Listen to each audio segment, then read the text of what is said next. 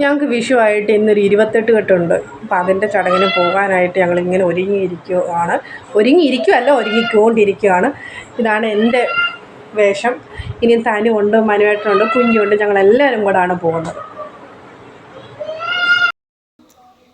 കണ്ടാ കഴിച്ച് ഞങ്ങൾ ഇറങ്ങാൻ താമസിച്ചതിന് കുഞ്ഞ് എൻ്റെ ബാഗും എടുത്തുകൊണ്ട് തന്നെ ഇറങ്ങി പോവാ. എവിടെ പോവാ പൊന്നാരി? മുഖം തുടച്ചതൊന്നുമില്ല, വീഴുക. പോരിഞ്ഞ് പോര്. അമ്മയുടെ കൈ പിടിച്ചപ്പാ.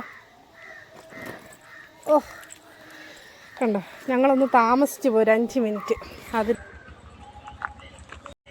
ഞങ്ങൾ വലിയ കാര്യത്തെ ആണെങ്കിൽ മനുവേട്ടനെ നോക്കി നിന്നാ, പക്ഷെ മനുവേട്ടനാണെങ്കിൽ മനുവേട്ടനങ്ങ് പോയി. ഇനി ഞങ്ങൾ ഇവിടുന്ന് താഴെ വരും. വല്ലാത്ത അവസ്ഥയാണ് ഗൈസ്. കണ്ടോ കയറ്റം കണ്ടോ.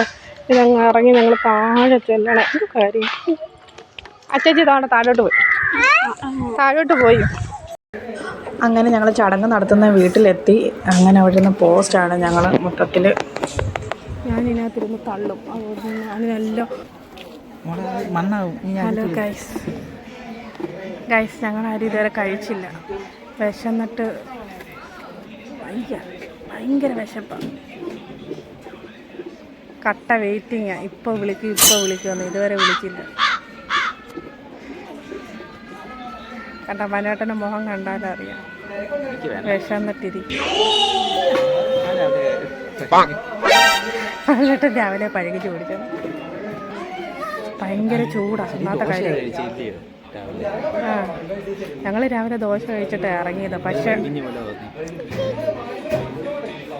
നിങ്ങൾ അങ്ങോട്ട് തന്നെയല്ലേ വരുന്നത്? എന്തോ ചെയ്യാനാണ്, വിശക്കുന്നു. ഞാൻ പറയുന്നതല്ല നിങ്ങൾക്ക് കേൾക്കുന്നുണ്ടോ എന്ന് എനിക്കറിയത്തില്ല. കാരണം പുറകിൽ ഭയങ്കര ചർച്ച. നാളത്തേക്കിനുള്ള ന്യൂസ് ഇപ്പോഴും ഇരുന്ന് അച്ചടിക്കുക. ഭയങ്കര സംഭവമാണ്. വിശന്നിട്ട് തീരെ വയ്യ. ഇത് കണ്ടോ, ചേനയുടെ അത്ര വലിപ്പമുള്ള മാങ്ങ കാണുന്നില്ല. അവിടെ അടുത്തുണ്ട്. നിങ്ങൾക്കത് ചേനയായിട്ട് തോന്നുന്നില്ലെങ്കിൽ എൻ്റെ കുഴപ്പമല്ല. ഞാൻ നല്ല ദൂരത്ത് നിന്നാണ് എടുക്കുന്നത്, അതുകൊണ്ടാണ്. ഒരെണ്ണം കിട്ടാൻ എന്താ വഴിയെന്ന് എനിക്കറിയത്തില്ല. മാങ്ങ കിട്ടത്തില്ലെന്ന് തോന്നുന്നു കേട്ടോ. മനോട്ട് ഒരു മാങ്ങ പറിച്ച് മനോട്ടോ.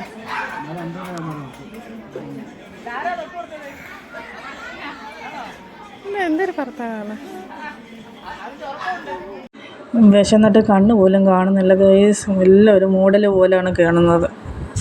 ഞങ്ങളെ വിളിക്കാൻ കയറി ചെന്നപ്പോഴത്തേക്കിനും അവിടെ ആൾ ഭയങ്കര ഫുള്ളായി. മനുവേട്ടനാകപ്പാടൊരു വല്ലാത്ത ഇതിലിരിക്കുവാണ്.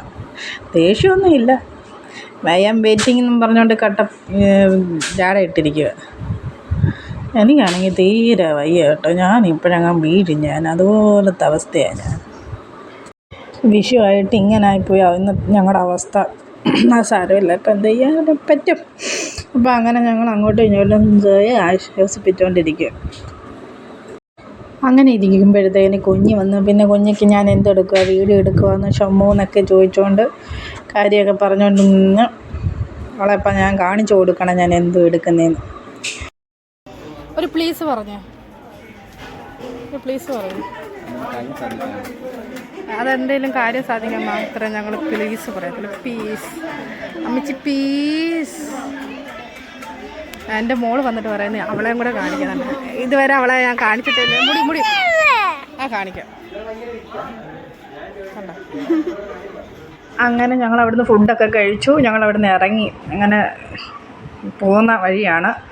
ഏകദേശം എനിക്ക് തോന്നുന്നു ഞാനൊരു കുതിരപ്പുറത്തിരുന്ന് സഞ്ചരിക്കുന്ന പോലുണ്ട്. അതുപോലത്തെ നല്ല റോഡായിരുന്നു കേട്ടോ. നമ്മൾ പറയുമ്പോൾ എല്ലാം പറയണമല്ലോ. അതിമനോഹരമായ റോഡായിരുന്നു. നിങ്ങൾ ആരെങ്കിലും ഇതുവഴി പോയിട്ടില്ലെങ്കിൽ ഒരിക്കലെങ്കിലും നിങ്ങൾ ഇതുവഴി ഒന്ന് സഞ്ചരിച്ച് നോക്കുക. ആവശ്യപ്പെടുന്നവർ ഞാൻ റൂട്ട് പറഞ്ഞു തരുന്നതായിരിക്കും കേട്ടോ. അങ്ങനെ ഞങ്ങൾ വീട്ടിൽ വന്ന ആപ്പാട് വല്ലാത്തൊരവസ്ഥ. നല്ല യാത്രയായിരുന്നു. ഇവിടുന്ന് ഭരണിക്കാവെന്ന് പറയുന്നത് നല്ല ദൂരമാണ്. കൊല്ലം ഭരണിക്കാവെന്ന് പറയുന്നത് നല്ല ദൂരം. എല്ലാവരും ഉറങ്ങി വന്ന ക്ഷീണം. ഞാനിങ്ങനെ നിൽക്കുവാണ്. ഇനി ഞാനും പോവാണ്. Tata bye bye guys, love you.